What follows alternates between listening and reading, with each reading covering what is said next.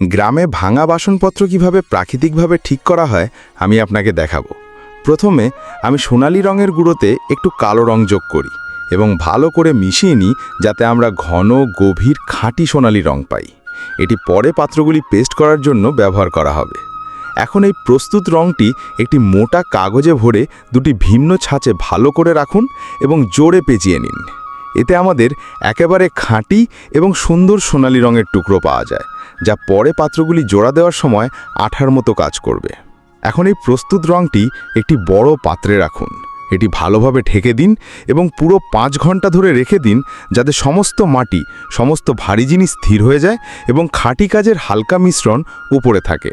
ততক্ষণ পর্যন্ত আমি আমার কিছু ভাঙা বাসনপত্রের ভাঙা অংশগুলিকে একটি রুক্ষ ব্লেড দিয়ে ভালোভাবে ঘষি, যাতে পৃষ্ঠটি পরিষ্কার থাকে, পুরাতন অংশটি সরানো হয় এবং নতুন আঠাটি সঠিকভাবে লেগে থাকতে পারে।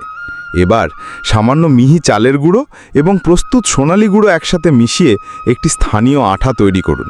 এটি ঘন, আঠালো এবং শক্তিশালী, যা জয়েন্টটিকে দীর্ঘ সময়ের জন্য টেকসই করে তোলে। ভাঙা পাত্রের কিনারায় এই আঠাটি সঠিকভাবে লাগান, টুকরোগুলি জোড়া দিন এবং পুরো পাত্রের চারপাশে একটি দড়ি দিয়ে বেঁধে দিন, যাতে অংশটি নড়তে না পারি এবং জয়েন্টটি সঠিকভাবে শক্ত হয়। আমরা এটাকে 24 ঘন্টার জন্য একটি নিরাপদ খালি জায়গায় রাখি, যাতে আঠাটি ভালোভাবে শুকিয়ে যায় এবং স্থির হয়ে যায়।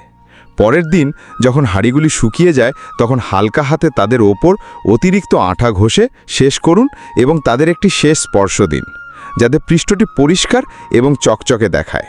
এবার টাইলসের মিশ্রণ, যা শুকিয়ে গেছে এবং খাঁটি সিমেন্টের মতো অবশিষ্ট রয়েছে, এটি ঘষে ফেলুন।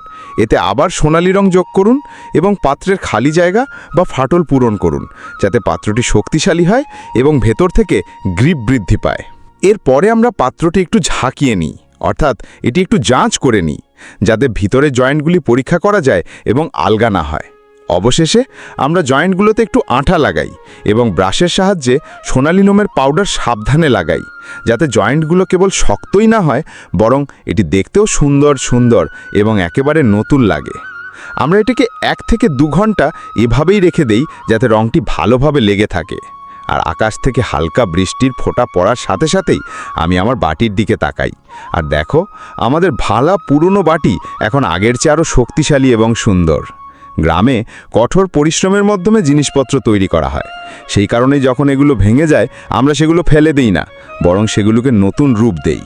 এটাই আমাদের ঐতিহ্য, এটাই আমাদের পরিচয়। যাই হোক, আমার টুনটুন বিড়াল আজ 4টি সুন্দর বিড়ালছানা জন্ম দিয়েছে। এই দুষ্টু বিড়ালছানাগুলোর জন্য 4টি সুন্দর নাম কেন তুমি সাজেস্ট করো না? মন্তব্যে তোমার মতামত